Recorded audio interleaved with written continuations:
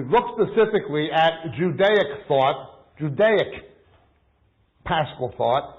Now we'll look at Judeo-Christian Paschal thought. The distinction being how the first century Jewish Christians messianically interpreted and applied these things to their beliefs in Christ as Jesus as the Messiah. Turn with me, please, to 1 Corinthians chapter 5. 1 Corinthians is the most paschal of the epistles. 1 Corinthians is the most paschal of the epistles. It contains the most paschal material of all of the books of the New Testament, in fact, even more than the Gospels, but certainly more than all the epistles. Look at 1 Corinthians chapter 5, please. Now we have to remember, in Corinthians, we're speaking to a congregation that was a mixture of Jews and non-Jews. So the author was trying to build a bridge of understanding between the Jewish community, who had a background and an understanding in these things, and people who had been Gentile God-fearers, monotheistic Gentiles who had not converted to Judaism, but became believers in Jesus, who only had a partial understanding of these things. Let's look at 1 Corinthians chapter 5. He writes this in verse 6, "Your boasting is not good. Do you not know that a little leaven leavens the entire lump of dough? Clean out the old leaven so that you may be the new lump, just as you are in fact unleavened. For Christ our Passover also has been sacrificed. Therefore let us celebrate the feast not with the old leaven, nor with the leaven of malice and wickedness, but with the unleavened bread of sincerity and truth." And then he goes around talking about immoral associations with people who get into the church, and he says, not even to eat with such a one. Well, let's look at these themes and aspects of Pesach from our first lecture and see how the text of 1 Corinthians is looking at them. First of all, we have the unleavened. To this day, when Jewish people celebrate the Passover, what they do is carry out something called Bedekah Chametz. Chametz is the Hebrew term for leaven. A search for leaven from the houses. Hence, the Jewish Christians of the first century would have understood this when at Passover time, just before the time of sacrifice of the lambs, Jesus enters the east gate of Jerusalem and he drives the money changers out of the temple. Paul is saying that they're turning his father's house into a den of robbers and thieves, when it should be a house of prayer for all people and so forth, quoting from Isaiah. Well, they would have interpreted this as Jesus driving out the leaven. Why? It begins with, your boasting is not good. The New Testament draws on the Old Testament concept of unleavened in Paschal imagery as a picture of sin in three aspects. The first is boasting. The nature of leaven is it causes the bread to rise, contributing nothing nutritionally to the nutritional value of bread, but it puffs it up. Hence, your boasting is not good. Leaven has to do, the chametz has to do with pride. Secondly, it has to do obviously with sin generally. Paul talks about this, or the author of Corinthians talks about this in the text. Not to associate with people who are so-called brothers who live immoral lives, idolaters, revilers, drunkards, swindlers, etc. Not even to eat with such a one. But thirdly, Jesus would warn, beware of the leaven of the Pharisees. False or corrupted doctrine. Hence, Judeo-Christian thought in the Second Temple period, what the Jewish Christians would have thought was this idea of the unleavened. Meant dealing with pride, dealing with sin, dealing with corrupted doctrine. Okay? Before we can eat the Passover, we must deal with these things. So, unleavened, if you have people coming to eat the Passover with you, who are living immorally, okay, don't even eat with such a one. Don't eat the Passover with it. You're not getting rid of the leaven. You must get rid of the leaven to eat the Passover. That's how the New Testament applies it. Or I should say, interprets and applies it. So we have the unleavened aspect, the aspect of leaven. Certainly, we have the aspect of convocation. But with that convocation comes a ritual covenant meal. Turn to 1 Corinthians chapter 11, please. Now, what we're doing here is an A to B, B to C. Old Testament. Then Jesus. Okay. Then New Testament. A, B, C. It is not simply how the writer of Corinthians interprets Exodus. It is how the writer of Corinthians interprets Jesus' messianic fulfillment of Exodus. It is not Paul explaining Exodus or the writer of Hebrews explaining Exodus within the framework of Christian belief for Christians. It is him rather explaining the actions of Jesus, how Jesus messianically fulfilled these things in the belief system of the author.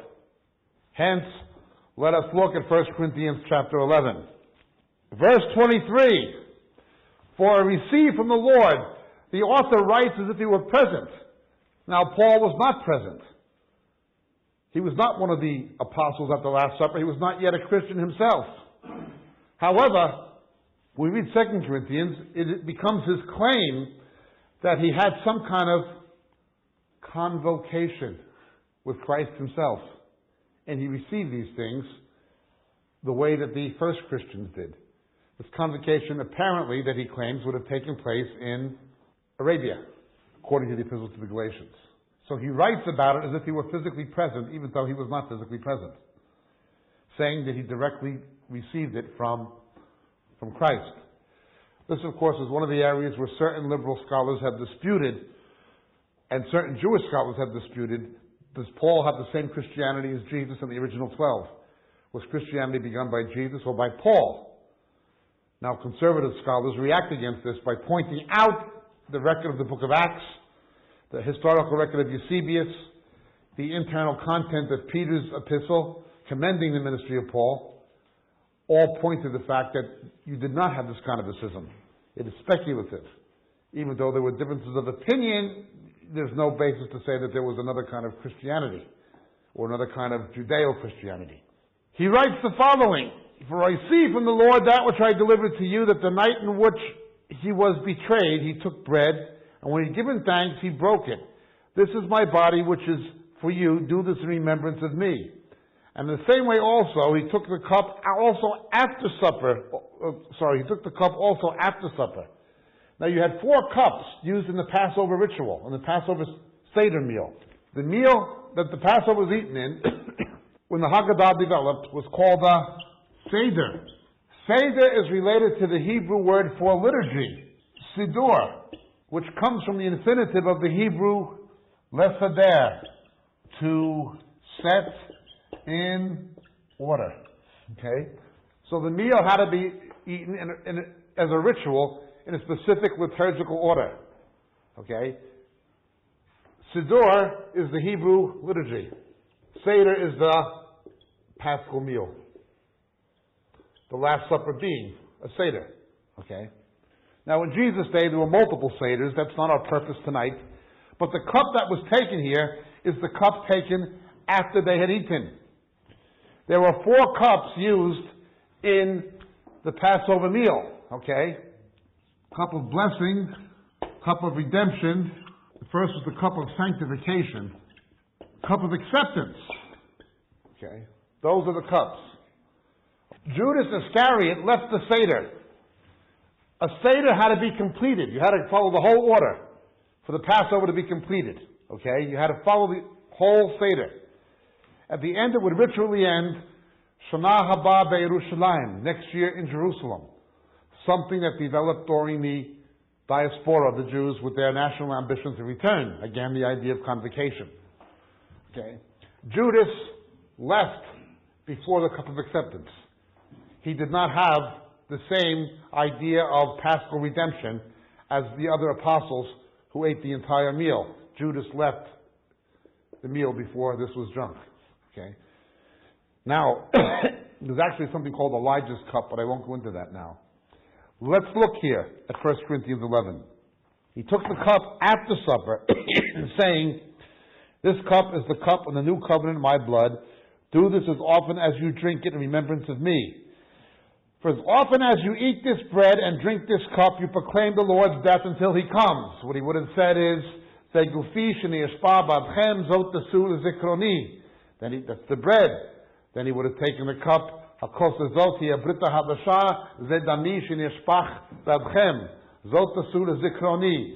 "Do this in remembrance of me." What did we say in the first lecture? Commemoration. It is a memorial.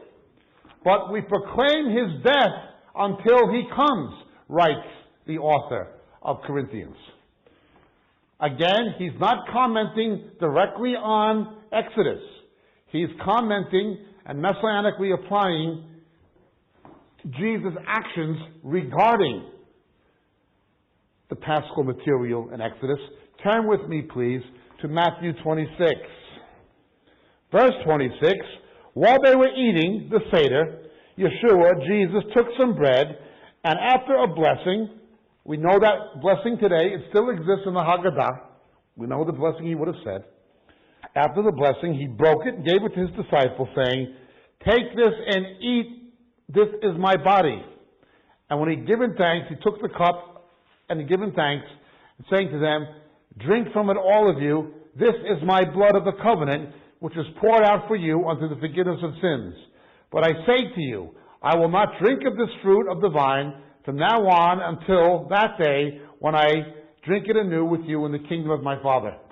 The Talmud decrees, the Mishnah decrees and the Talmud, that the matzah, the unleavened bread used for Passover, must be striped and pierced. Thus, the first century and second century Jewish Christians would have applied this messianically to Jesus, going back to Isaiah. He was pierced for our transgressions, by his stripes we are healed.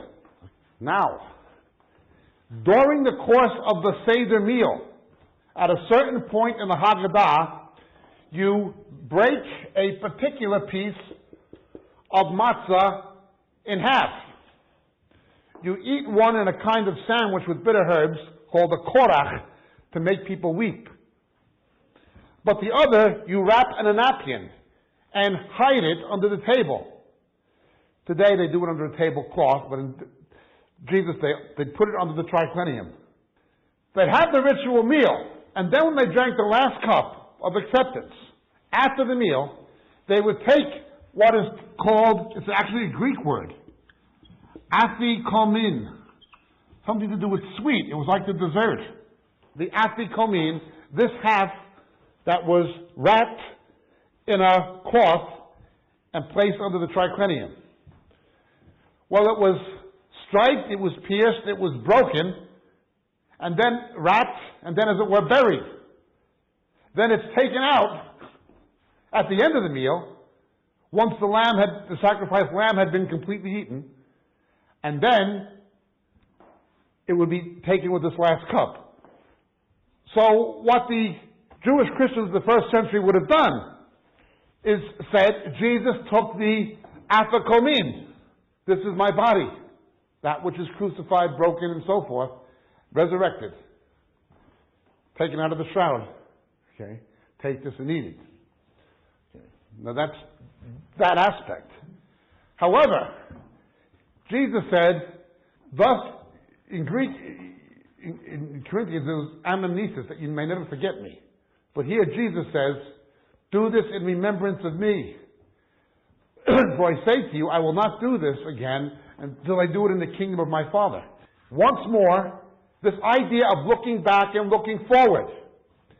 During the intertestamental period, and even going back to the Babylonian period where it began, you had this idea of looking back, I don't say where it began, but where it was popularized in Jewish thought. They look back to the redemption out of Egypt in the month of Nisan. They look forward to the Messianic redemption. Somebody coming in the character of Moses to restore the Davidic lineage. Okay? The Jews look back to the deliverance out of Egypt. They look forward to this coming Messianic redemption. That's how the thought developed, from the Babylonian through the exilic through the Hasmonean period. Well, Jesus takes the same concept. We look back to his death and resurrection in Christian thought, but we look forward to his coming again. Hence, the early Christians, by the time you get to the end of the first century, when they begin writing about and talking about the marriage supper of the Lamb, this, of course, has its appetizer in what Christians would call the Lord's Supper. You understand? Now, let's go further with this. It is a memorial. We are looking at the Judeo-Christian concept of the Passover having a messianic fulfillment in the Last Supper. But again, it was a suzerainty ritual. You make a covenant. This is the cup of the new covenant in my blood. Just like the one in Exodus, once again, you have a blood covenant meal. You have a blood covenant meal. Okay? And just like in the Tanakh, the Torah, the Old Testament, you have a convocation. The early Christians would meet to celebrate it, usually on a weekly basis. Then, on top of this, you have the memorial aspect. It is a memorial. That was in the Jewish thought. The Jewish thought of the early Christians exactly parodied the Jewish thought. The Judeo-Christian thought of the first and second century Jewish Christians exactly parodied what Jews always believed. Okay? It had this exact parody. One for one. Okay? Everything. Convocation, the unleavened bread, the memorial, the parody. Things begin to change, however. Look with me, please, to John chapter 6. Remember convocation. The Passover had to be eaten in Jerusalem. It was a pilgrim feast. And it had to be eaten the 14th of Nisan. The first thing we see about John 6 is that it is not in Jerusalem, it is in Capernaum, and it is not on the 14th of Nisan. It's not a Passover. So it is not, in the primary sense, Paschal.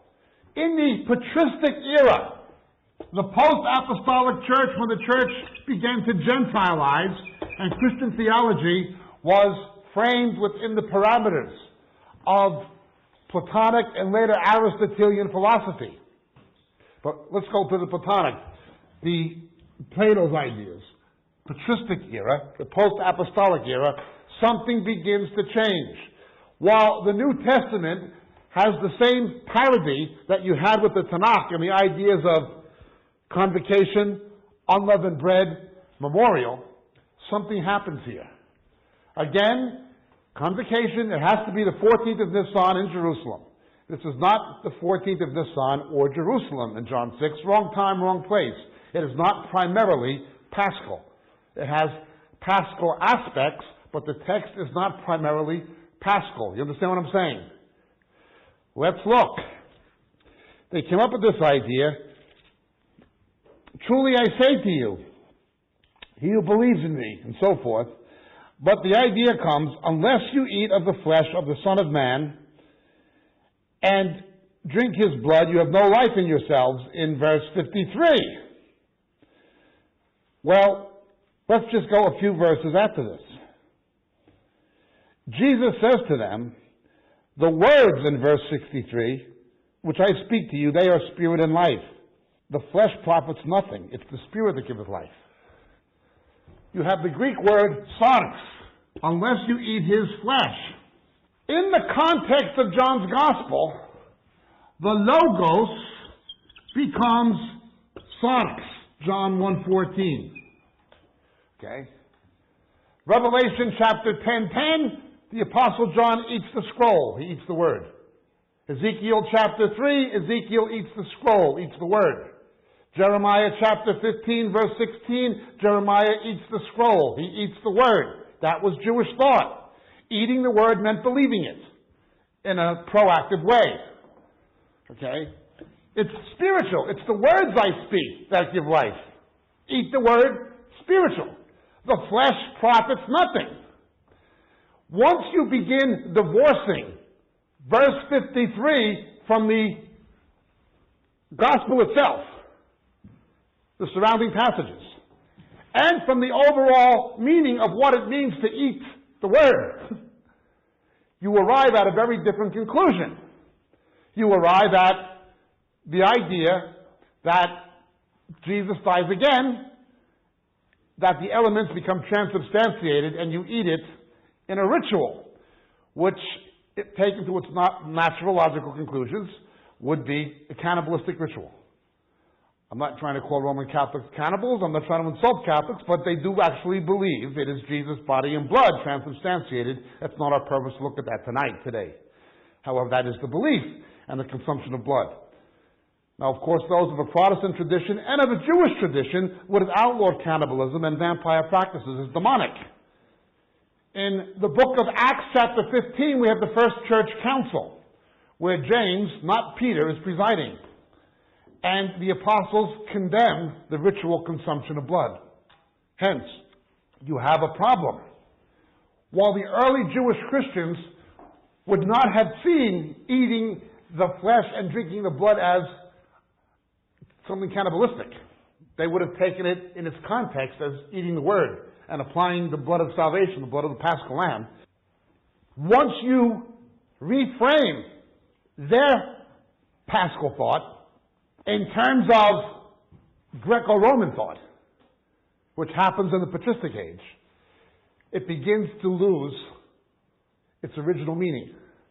So, now we've gone from A, the original Jewish perspective of Paschal theology, to B, Jesus' interpretation of it, or his application of it, we should say his application of it in his own life and ministry, to C, the Jewish Christian, the Judeo-Christian, the first and second century interpretation of Jesus' application of it. But then we go to a D.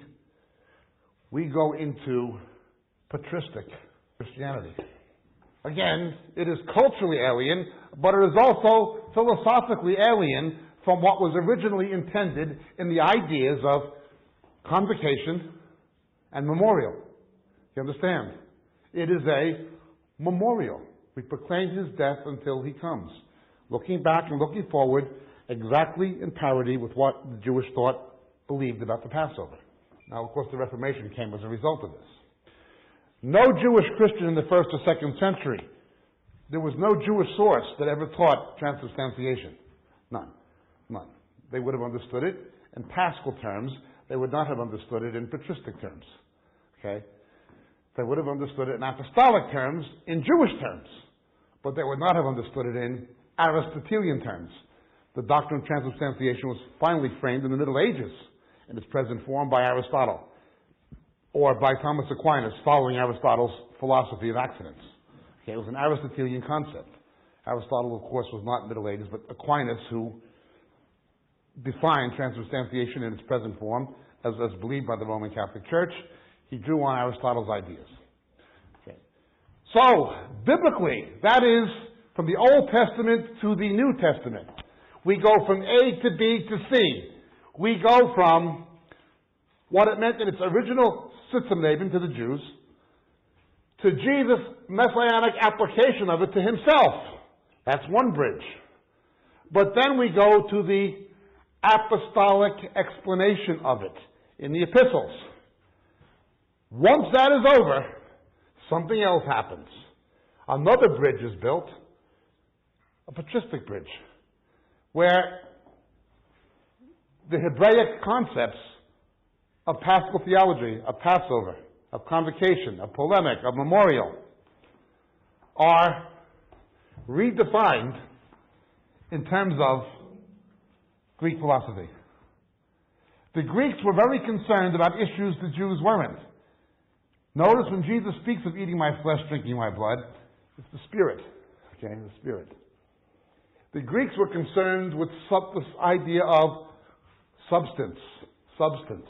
This was really important to them. Ousios. Ousios, substance. They later say Jesus is of one substance with the Father. Homoousios. It begins by trying to explain these concepts the Jews would have had, and Jewish Christians would have had, to people from the Greco-Roman world who didn't have the same concept. Okay? Again, Corinthians, 1 Corinthians, being the most paschal of the epistles.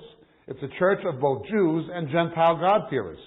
Paul faces the challenge of trying to introduce non-Jews to concepts Jews would have been aware of. But that was apostolic. Once we move into the post-apostolic era, something else happens. A Hebraic faith becomes fully Hellenized. You have the Hellenization of a Hebraic faith. You in fact have something that began to happen in Judaism in the pre-Hasmonean era with the Maccabees. With the Maccabees reacted against it, okay? So, in Judaism, when this begins to happen, you have the Maccabean revolt, followed by the Hasmoneans, where Passover continues to develop in the way Jews understood it. Now the same thing begins to happen patristically within Christendom. Okay? This bridge is built. Only this bridge, this, and this were all things that took place within the parameters of Jewish thought. A, B, and C all took place exclusively within the parameters of Hebraic thought. By the time you get to D, you've crossed the ocean. You're no longer dealing with Hebraic thought, you're dealing with Hellenistic thought. You understand? And so the dispute went. Now, the Western Church has never fully come to terms with this. The Western Church has never fully come to terms with this. In the Reformation, of course, there was the Colloquies of Marburg, where the different reformers took different views. We could argue it would have simply been better for them not to have taken any patristic view of Paschal theology. They could have simply taken an apostolic view. They could have simply taken what was in the New Testament without any reference to patristic commentary. However, that was not what happened. Even the reformers struggled with going from C to D. None of them believed in transubstantiation. They all knew that that was alien to biblical thought as they understood it. But what you had among Lutherans and some Anglicans was consubstantiation. Luther and some Anglicans believed in an actual presence of Jesus within the elements, although he denied that the elements were transubstantiated along these Aristotelian lines that Aquinas believed. That was on one end of the spectrum. On the other end of the spectrum, there were those who disputed with Luther at Marburg, who did take a view that was on this side. They said it was the memorial. Luther found himself suspended. He couldn't be over here, and he couldn't be over here with the Catholics. He stayed on the bridge. You might put it that way. And so did some Anglicans. Now, let's understand this a bit further. Their theology was reactionary. The theology of the Reformation was largely reactionary. They were reacting to the papacy, to medieval scholasticism, to the beliefs of Aquinas, which were Aristotelian in nature. Interestingly enough, the reformers themselves were Platonic. They went back to Augustine. They were Augustinian. By this time, the Roman Catholic Church had largely become Aristotelian. Notice neither camp, neither the Reformed camp looking at Paschal theology, nor the Catholic camp looking at Paschal theology, neither one of them was Judaic. They both took a different emphasis of a Hellenistic view of Paschal theology. Okay? So what you had was quite a situation. While the Jews would only have Passover once a year, that's what we should do. We don't want to have the Mass every day like the Catholic Church does. We want to be different than them. So you have a Protestant tradition that begins emerging that will only take the communion as the Passover once a year. There were churches who did this. They over-identify it, perhaps, with its Judaic origins. It becomes an annual celebration. Others did it once a quarter. Now again, what was driving them was Hebrews, not wanting a high priest who has to sacrifice again and again and again like the Mass. These people, Roman Catholic priests themselves, who came out of that belief system. So they do a neo-Judaization of Paschal theology. It becomes an annual event or a special occasions event instead of a regular event, even though we are quite positive, both from the internal evidence of the New Testament and from other sources, things like the Didache and so forth, that it was done on a very regular basis, at least a weekly basis, by the Jewish Christians themselves. So you had a neo-Judaization or an over-Judaization by certain Protestants. Most peculiar. You had this problem. Some of them leaned towards the Catholics. Some of them wanted to go towards the Jewish. Luther wound up on a bridge.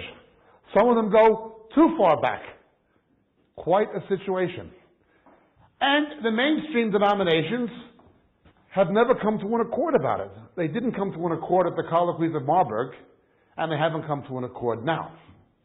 My only proposition, of course, would be, is we have to go back and understand A, B, and C without reference to D. How did the early Jewish Christians messianically interpret the actions of Jesus with relation to his implied messianic fulfillment of the Paschal themes?